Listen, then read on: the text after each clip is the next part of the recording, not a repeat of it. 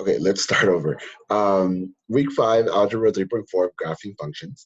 Our objective for today is students will be able to rewrite functions from standard form to slope-intercept form, make and solve an input-output table for that function, and graph the function using coordinate points that's the results from the table. Just so you guys know, I have homework in practice numbers 1 through 8, 14 through 18 as well. You need to show the equation transformation, the table, and the graph in order to get full credits for this week. Okay, so what does that all mean? Let's break it down right here. All right, so these are all the things that I expect you to do. Whoops, don't know what happened there. Okay, there we go. So how to change an equation into standard form. It looks like I misspelled change there. Give me 1 second, otherwise that's really gonna bug me. See, select.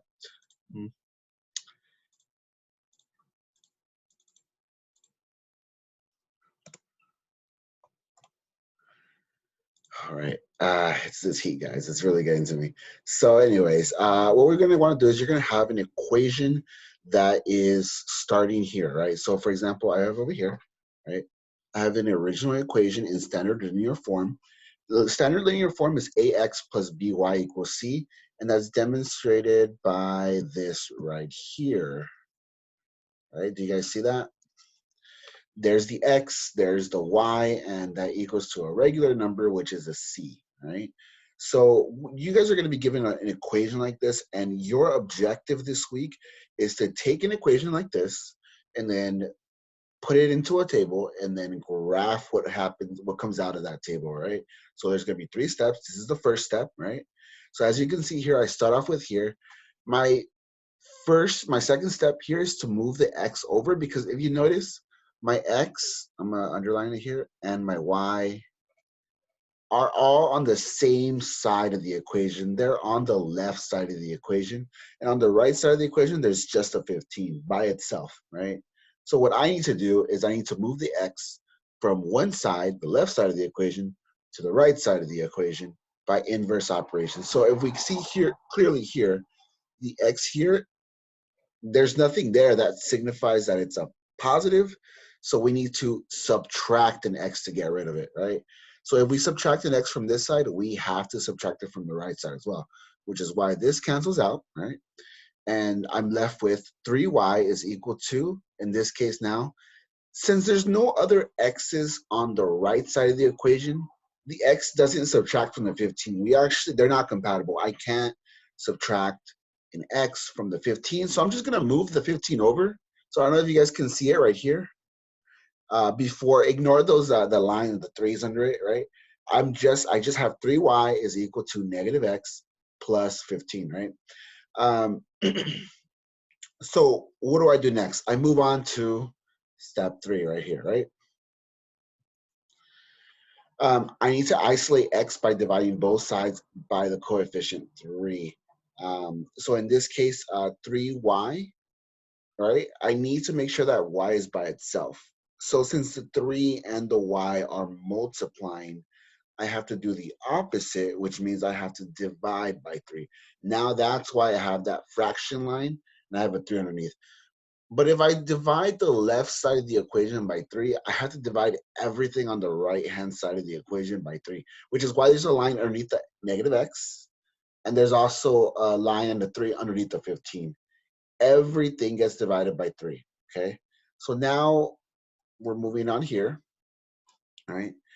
3 divided by 3 is just 1, which is why I have a 1y is equal to, and if you notice, I have a negative x.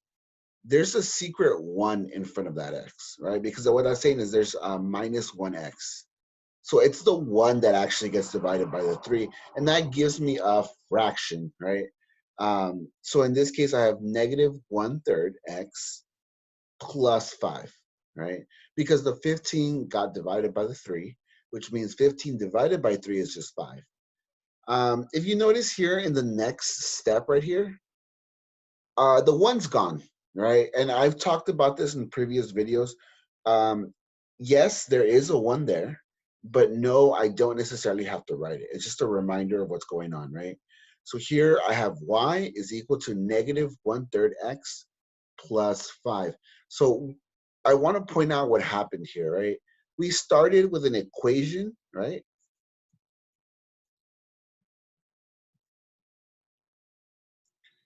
In what's called standard form, right? This is standard form.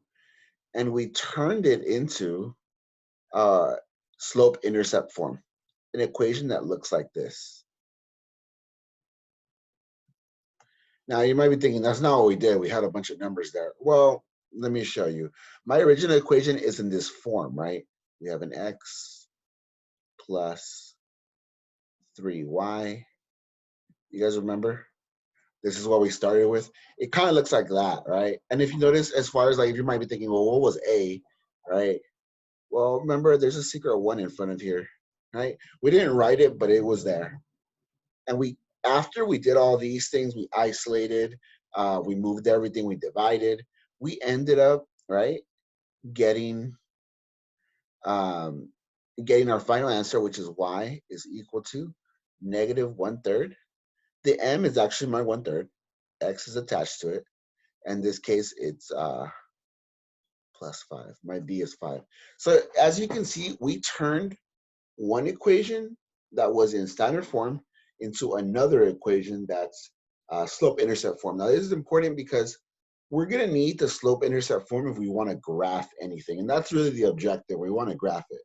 So right now, we're currently at this step, right? After we finished doing all this, we ended up with that.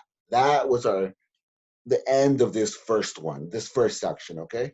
Now we move on to the next section, which is we need to make a table, an input and output table, which will result in a coordinate point. And this is what we did. I divided up my table, right?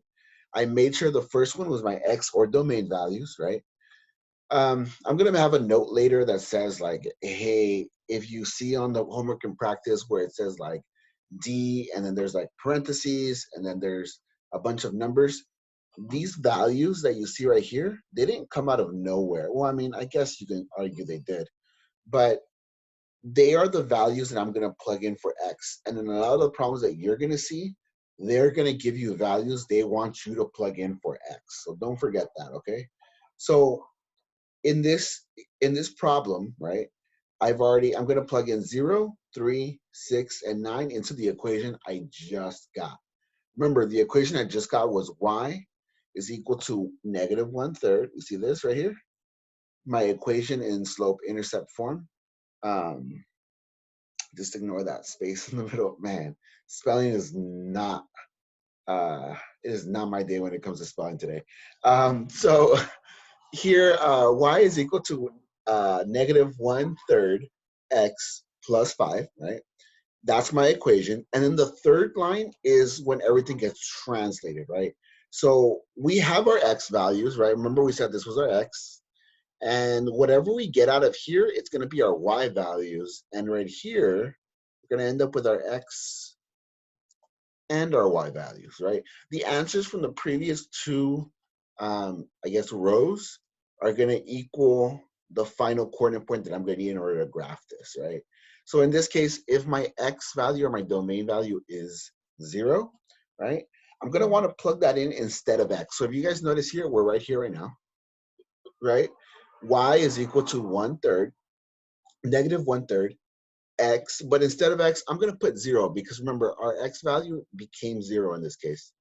So plus 5, right? That's the equation, right? That's this. All I did was I plugged in, instead of x, I replaced it with the 0. Then I moved on. I said, okay, well, let me rewrite that. What happens when I have a fraction negative 1/3 multiplying by 0? Well, anything times 0 is just 0, right? So that's where I got this from, right? So my equation changes from something really, really weird to something a lot more simple. Y is equal to 0 plus 5. If you're asking, well, where'd the 5 come from? Remember, it's part of my original equation. It's part of the last step, right? So 0 plus 5 is just 5. So we know in this case that my x value is going to be 0, which is when we go here. We have our coordinate points, which is our x and our y. So our x is 0, which is where we got that from. And our y, after we plugged in 0 into the equation, it gave us what our y was, which is 5. So that's it. I went from left to right, and I got a coordinate point. That is my first point in my graph, okay? Now I'm gonna do the same thing for 3, 6, and 9. All right, so here I'm going to plug in 3 into the exact same equation. I'm gonna rewrite the equation. Y is equal to 1/3 times, now this is where it gets tricky, right? I have a whole number and I'm trying to multiply it by a fraction. What do? Well, I'm gonna show you here. I'm gonna show you in more detail. I have 1/3, negative 1/3. I'm gonna multiply that by a whole number, which is 3, okay? Now, what do I do here? In order for me to multiply two fractions together, I need to make sure that they're both fractions. Here I have a whole number 3. I can turn a whole number 3 into a fraction by dividing it by 1. I'm going to put a 1 under it like that. This might seem familiar, and I hope it is. If it isn't, just watch carefully. Once it's a fraction, I can multiply numerator times numerator, denominator times denominator.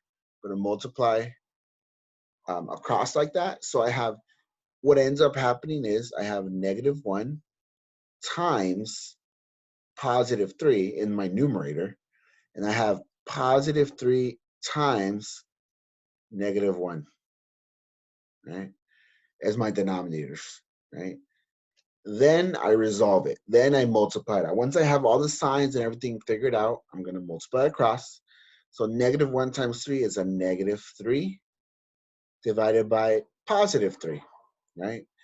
Now, a negative divided by a positive is a negative, right? So negative 3 divided by negative 3, I'm going to end up with a negative because I just said a negative divided by a positive is a negative. And then 3 divided by 3 is just 1. My answer is 1, negative 1, which is what I did here. I kind of did it here, but I thought, there might be another explanation needed, so I did it. I did show my work down here, right? That's how I got this negative 1 right here. And then now I'm left with negative 1 plus 5, which is just positive 4. Okay. So the result of this was I put 3 for my x in this equation. Y is equal to negative 1/3 x plus 5. After I solved it, a 4 ended up popping out of that equation. That is my value for my y. So my coordinate point right here is positive 3 and negative 4. Okay. Does that make sense? Hopefully you did. If not, we're going to have some more examples. Okay, don't worry about it. As far as 6 is concerned, it's a lot of the same. I'm going to plug in and I'm going to use the same method that I used down here, right? Except this time, instead of a 3, it's going to be a 6, right? So I have negative 1/3. Right, let's just separate these, times 6 over 1. Again, 6 over 1 is the same as 6, because 6 divided by 1 is just 6. I'm putting a 1 underneath it so I can multiply across, and I know what comes out of it. So negative 1 times 6 as my numerator, 3 times 1, I end up with negative 6 over positive 3. A negative divided by a positive, right, is going to equal a negative. And 6 divided by 3 is going to equal 2. So if you notice, that's where I got this negative 2 from right here, right? So, right, see how I have negative 6 divided by 3 in the step before it? That became negative 2. And then negative 2 plus 5. Remember, I don't do anything with the 5 until the very, very end, right? I need to resolve that fraction first. So negative 2 plus 5 is positive 3. That means that when I put in an x, 6 for my x, right? That was 6. And my y became 3. I'm going to do the same thing for 9, right?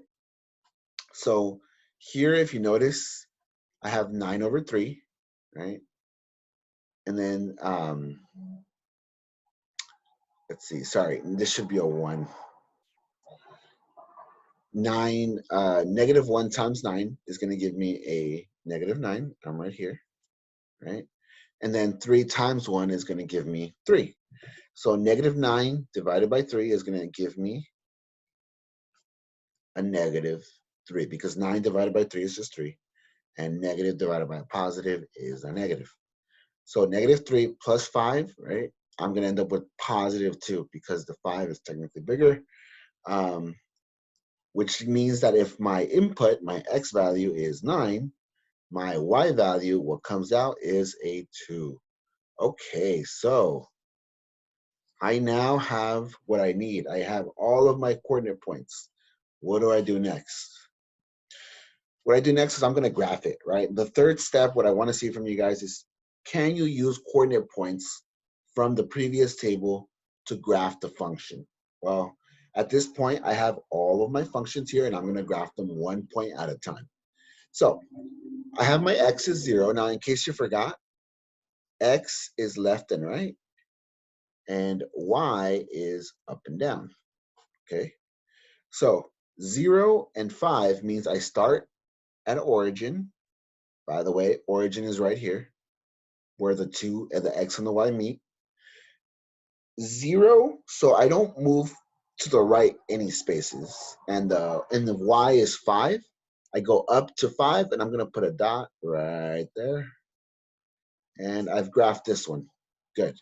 Okay, 3, 4, right? So I'm going to move to the right 3 spaces. 1, 2, 3. I'm starting here. And then I'm going to go up 4 spaces. 1, 2, 3, 4. Right around there. Okay, so that's this one. Okay, now I'm going to graph 6, 3. So I'm going to go to the right 6 spaces on the x-axis.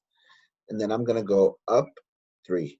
1, 2, 3. And I'm kind of eyeballing this, so it's not going to be perfectly straight, but, you know, that's 6, 3. And then 9, 2. I'm going to go all the way 9, and then I'm going to go up 2, right?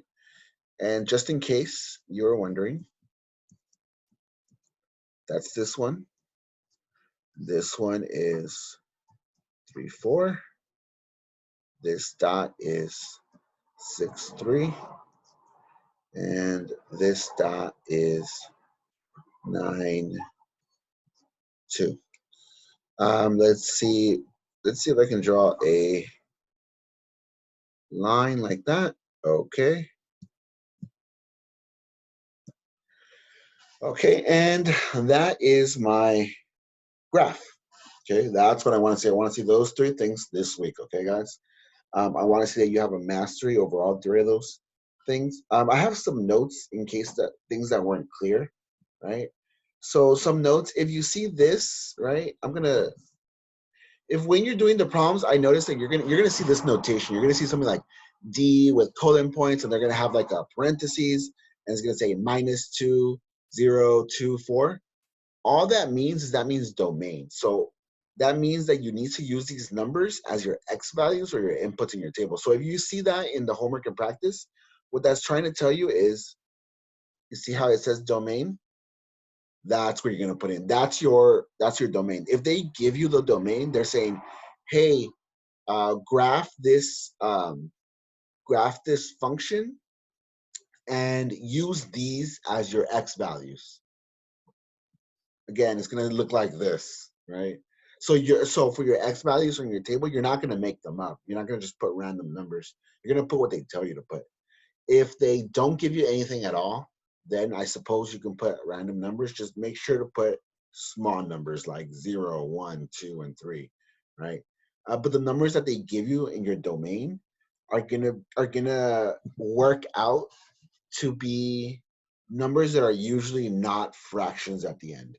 So they're highly suggested that you use those. You could get away with using different ones, but your fractions are gonna look, your graph might look a little weird if you don't.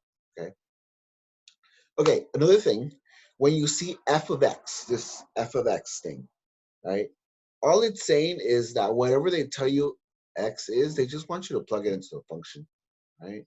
So if you see something like f of x is equal to x squared minus 3, really what they're saying is saying, okay, if x is equal to 3 and f of x, what is f of x? F of 3 is, and then instead of you see how this kind of became that? This becomes that. It just replaces that. It's another way of saying just replace this for another thing. We are going to go into function notation at some point in this class. This is kind of your introduction to that. For now, it's okay for you to just realize that, okay, if they tell me what x is and they want to know what f of x is, they just want me to plug in whatever they told me for x into that equation. That's enough for now. We will go into more detail what that means, um, because it gets a little more complicated later on, right? So, but for now, right, you would just plug it in, right? 3 squared minus 3, and then f of 3 is 9 minus 3. F of 3 ends up being 6. Really, that's what I want to see, right? Whenever you come across those problems. I've skipped most of them, but in case one of them gets through, just know that's really what they're talking about. Okay, I know there's going to be some questions about this. What was I doing when I multiplied my fractions, right?